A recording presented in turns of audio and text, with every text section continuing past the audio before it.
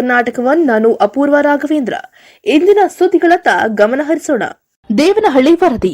ದೇವನಹಳ್ಳಿ ಯೋಜನಾ ಕಚೇರಿ ವತಿಯಿಂದ ಸುಜ್ಞಾನ ನಿಧಿ ಶಿಷ್ಯ ವೇತನ ಕಾರ್ಯಕ್ರಮ ನಡೆದ ಸುದ್ದಿ. ಶ್ರೀ ಕ್ಷೇತ್ರ ಧರ್ಮಸ್ಥಳ ಗ್ರಾಮಾಭಿವೃದ್ಧಿ ಯೋಜನೆ ಬಿಸಿ ಟ್ರಸ್ಟ್ ದೇವನಹಳ್ಳಿ ಯೋಜನಾ ಕಚೇರಿ ವತಿಯಿಂದ ಸುಜ್ಞಾನ ನಿಧಿ ಶಿಷ್ಯ ವೇತನ ಕಾರ್ಯಕ್ರಮವನ್ನು 19/6/2023 ಸೋಮವಾರದಂದು ಬೆಳಗ್ಗೆ 10:30 ಗಂಟೆಗೆ ದೇವನಹಳ್ಳಿ ಪಟ್ಟಣದ ಲಯನ್ಸ್ ಕ್ಲಬ್ ಸಭಾಂಗಣದಲ್ಲಿ ಸುಜ್ಞಾನ ನಿಧಿ ಶಿಷ್ಯ ವೇತನ ವಿತರಣಾ ಕಾರ್ಯಕ್ರಮವನ್ನು ಹಮ್ಮಿಕೊಳ್ಳಲಾಗಿತ್ತು.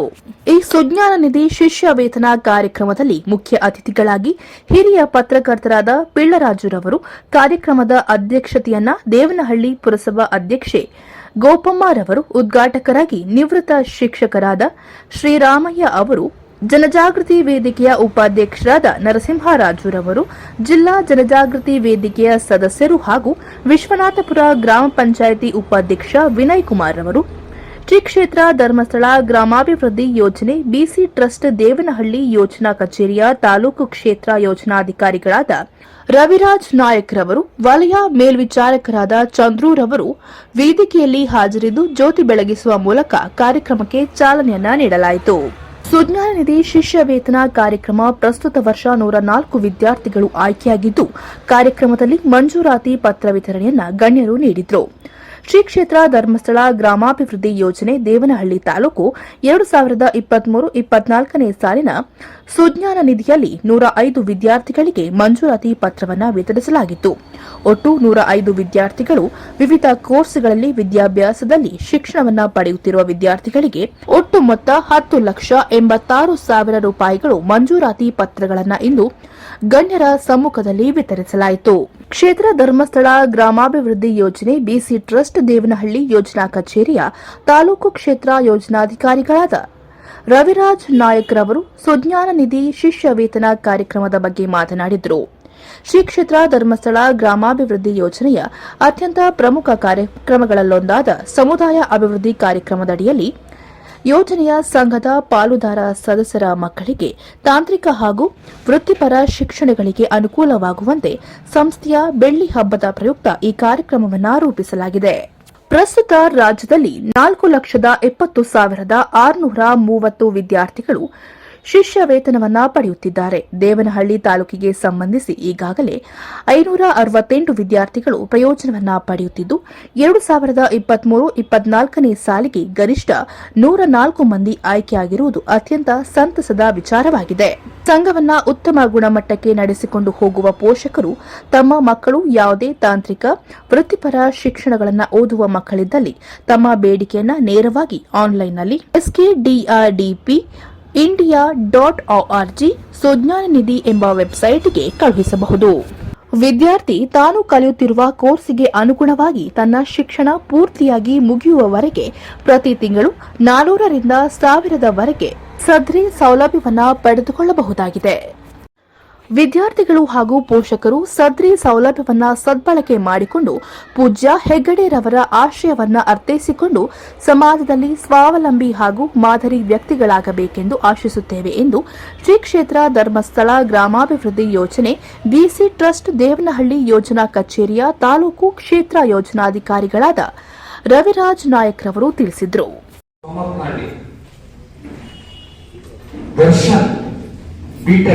ಇವರಿಗೆ 40,000 ರೂಪಾಯಿ ಮಂಜೂರಾತಿ ಆಗಿದೆ.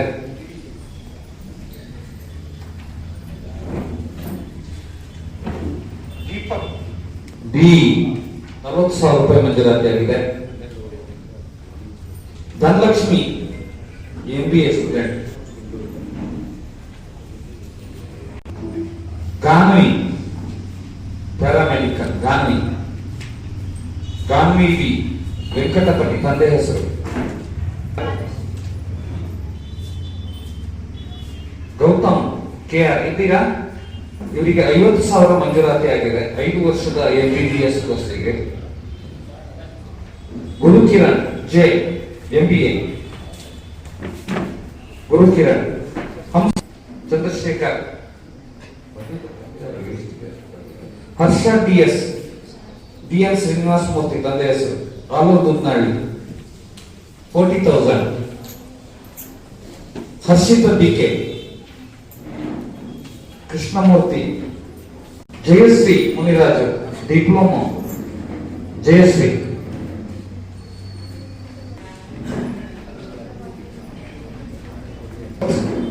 B engineering 40,000.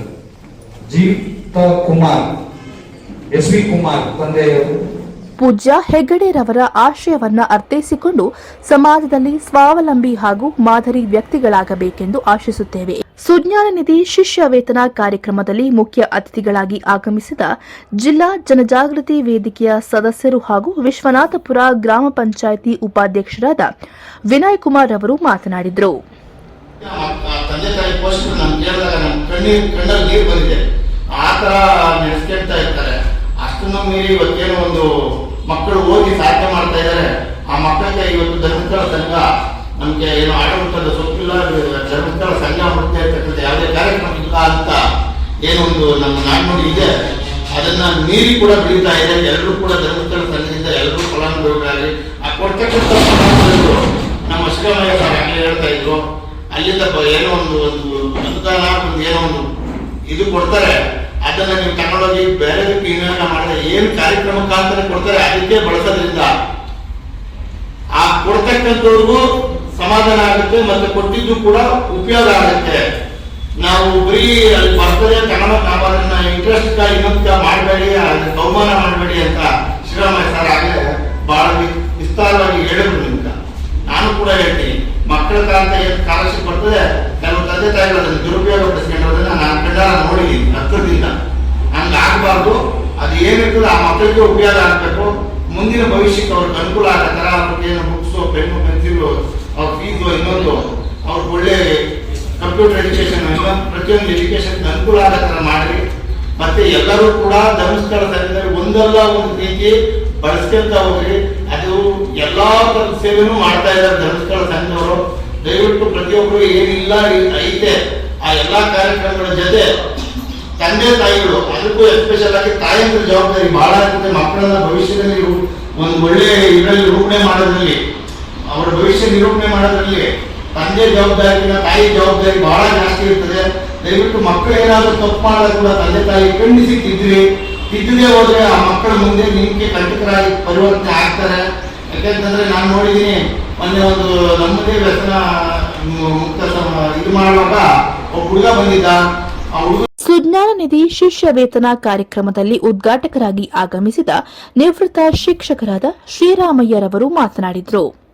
ಈ ಒಂದು ವೇದಿಕೆಯಲ್ಲಿ ಉಪಸ್ಥಿತಕ್ಕಂಥ ಮಾನ್ಯ ನರಸಿಂಹರಾಜರವರೇ, ಮಾನ್ಯ ವಿಜಯಕುಮಾರ್ ಅವರೇ, ಹಾಗೂ ನಮ್ಮ ದೇವನಹಳ್ಳಿಯ ಹೆಸರಾಂತ ಹಿರಿಯ ಪತ್ರಕರ್ತರಾದಂಥ ಸನ್ಮಾನ್ಯ ಶ್ರೀ ಪಿಳರಾಜರವರೇ, ಇತರೆ ನನ್ನ ಪತ್ರಕರ್ತರ ಮಿತ್ರರೇ, ಮತ್ತೆ ಇನ್ನ ಒಂದು ಧರ್ಮಸ್ಥಳ ಯೋಜನೆಯ ಅಧಿಕಾರಿಗಳ ಸನ್ಮಾನ್ಯ ಶ್ರೀ ಚಂದ್ರಪ್ಪನವರೇ, ಮತ್ತೆ ಎಲ್ಲ ಈ ಒಂದು ಕಾರ್ಯಕ್ರಮಕ್ಕೆ ಆಗಮಿಸಿರ್ತಕ್ಕಂಥ ಕಿರಿಯ ಸೋದರ ಸೋದರಿಯರಿಗೆ ಮತ್ತು ವಿದ್ಯಾರ್ಥಿಗಳಿಗೆ, ಈ ಒಂದು ಕಾರ್ಯ ಏನು ಒಂದು ಸರ್ಕಾರ ನಡೆಸ್ತಕ್ಕಂಥ ಕಾರ್ಯಕ್ರಮವನ್ನ ಈ ಸಮಯದಲ್ಲಿ ವಿದ್ಯಾರ್ಥಿಗಳು, ಪೋಷಕರು, ಗಣ್ಯರು ಹಾಗೂ ಯೋಜನಾ ಕಚೇರಿ ಸಿಬ್ಬಂದಿ ವರ್ಗದವರು ಹಾಜರಿದ್ದರು.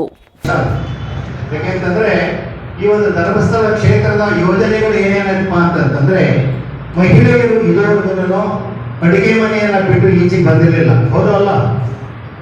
ನಿಜರ ಸುಳ್ಳ? ಈ ಧರ್ಮಸ್ಥಳ ಯೋಜನೆ ಇದೆ, ಎಲ್ಲ ಕಾರ್ಯಕ್ರಮಗಳನ್ನು ನಾವು ಮುಂದಾಗ್ತೀವಿ ಅಂತ ಈ ಒಂದು ಮಹಿಳೆಯರು ಈಚೆಗೆ ಬರ್ಬೇಕಾದ್ರೆ ಈ ಧರ್ಮಸ್ಥಳ ಕ್ಷೇತ್ರದ ಯೋಜನೆಯ ಕಾರಣ. ಅದರ ಜೊತೆಗೆ ಸರ್ವತೋಮುಖವಾದ ಸುಜ್ಞಾನ ನಿಧಿ ಶಿಷ್ಯ ವೇತನ ಕಾರ್ಯಕ್ರಮದಲ್ಲಿ ಮುಖ್ಯ ಅತಿಥಿಗಳಾಗಿ ಆಗಮಿಸಿದ ಜನಜಾಗೃತಿ ವೇದಿಕೆಯ ಉಪಾಧ್ಯಕ್ಷರಾದ ನರಸಿಂಹರಾಜ್ರವರು ಮಾತನಾಡಿದರು. ಲಕ್ಷದಿಂದ 30 ಲಕ್ಷದವರೆಗೆ ಒಂದು ಕೆರೆ ಅಭಿವೃದ್ಧಿ ಕೆಲಸಗಳನ್ನು ಮಾಡ್ತೀವಿ. ನಾವು ಈಗ ಒಂದು ದೇವನಹಳ್ಳಿ ತಾಲೂಕಲ್ಲಿ 6 ಕೆರೆ ಮಾಡಿದ್ದೀವಿ. ಒಂದು ಬಿಗ್ಲಪುರ ಮಾಡಿದ್ದೀವಿ, ಗಡೇನಹಳ್ಳಿ, ಬನ್ನಿಮರಳ, ವಿಶ್ವನಾಥಪುರ, ಈಗ ಸಾಕಷ್ಟು ಕೆರೆಗಳು.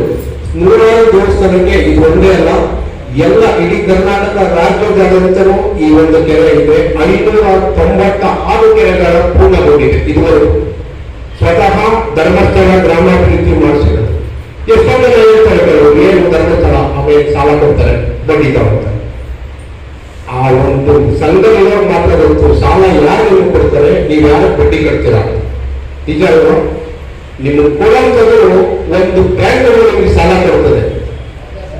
ಶ್ಯೂರಿಟಿ ಮಾತ್ರ ಪೂಜ್ಯರು ಇರ್ತಾರೆ ಅಷ್ಟೇ. ಇದಕ್ಕೆ ನಿಮ್ಮಲ್ಲಿ ಇವತ್ತು ನೋಡಿ, ನಾವು ದೇವರಲ್ಲಿ ವ್ಯವಹಾರ ಮಾಡ್ತಾ ಇದ್ದೀವಿ, ನಮಗೆ IDBI ಬ್ಯಾಂಕ್ ಸಾಲ ಕೊಡ್ತದೆ. ನಾವು ಬಡ್ಡಿ ಕಟ್ಟೋದಲ್ಲ ಅಲ್ಲಿ ಹೋಗ್ತಾರೆ, ಅದು ನಾವು ಮನಗಬೇಕು. ಈ ಒಂದು 52 ಕಾರ್ಯಕ್ರಮದಲ್ಲಿ ದುಡ್ಡು ಯಾರು ಕೊಡ್ತಾರೆ ಮತ್ತೆ? ಇದೆಲ್ಲ ಕ್ಷೇತ್ರದಿಂದ ಪೂಜ್ಯರು ಕೊಡ್ತಾ ಇರುವಂತ ಪ್ರಸಾದ. ಅಂಗವಿಕಲರಿಗೆ ತಳ್ಳಗಾಡಿ ಇರ್ಬೋದು, ವಾಟರ್ ಪೆಟ್ಟು, ಮಾಸಾಸನ, ವಾತ್ಸಲ್ಯ ಕಿಟ್ಟು, ಯಾರು ಇದ್ದುಕೊಂಡೆ ಈಗ ವಾತ್ಸಲ್ಯ ಮನೆಯಲ್ಲಿ ಕಟ್ಕೊಡ್ತಾರೆ. ಚಿಕ್ಕದಾಗಿ 1 ಲಕ್ಷ ರೂಪಾಯಿ 1.5 ಲಕ್ಷ ರೂಪಾಯಿ ಒಳಗಡೆ ಇಷ್ಟೆಲ್ಲ ಮಾಡ್ತೀವಿ. ಈ ಒಂದು ಮಂಜುನಾಥ್ ಸರ್ ಮನಸ್ಸು ಮಾಡಿದ್ರೆ ಏನ್ ಬೇಕಾದ್ರೆ ಮಾಡ್ಬೋದು. ಅವಾಗ ಹೇಳ್ತಾ ಇದ್ರು ನಮ್ಮ ಸರ್, ನಮ್ಮ ಸ್ನೇಹಿತರು, ನಮ್ಮ ಆತ್ಮೀಯರು, ನಾವು ಇದ್ರ ಭಕ್ತರು ವಿನಯ್ ಕುಮಾರ್, ಅವ್ರ ಶ್ರೀಕೈನಲ್ಲಿ ಒಂದು ವಿಶ್ವನಾಥ್ಪುರ, ಅವರು ಒಂದು ಜವಾಬ್ದಾರಿ ಕೊಟ್ರಿ. ಮೊನ್ನೆ ಒಂದು ಮಧ್ಯವರ್ಗದ ಶಿಬಿರ ಅಂತ ನಮಗೆ ಸಾಕಷ್ಟು ಈಗ ಒಟ್ಟು 1663 ಮಧ್ಯವರ್ಗದ ಶಿಬಿರಗಳು ಮಾಡಿದ್ದೀವಿ. ಸಮುದಾಯದಂತವರು VIP ಕ್ಯಾಂಪ್ ಧರ್ಮಸ್ಥಳದಲ್ಲಿ ಮಾಡ್ತೀವಿ. 217 ಕ್ಯಾಂಪ್ ಅಲ್ಲಿ ನಡೀತಾ ಇದೆ. ಆದ್ಮೇಲೆ ಮನಸ್ಸು ಮಾಡಿದ್ರೆ, ಬೇರೆ ಮನಸ್ಸು ಮಾಡಿದ್ರೆ ಏನ್ ಬೇಕಾದ್ರೆ ಅನ್ನೋದಕ್ಕೆ ನಿಮ್ಮೆಲ್ಲರ ಮುಂದೆ ನಾನೇ ಇದ್ದೀನಿ.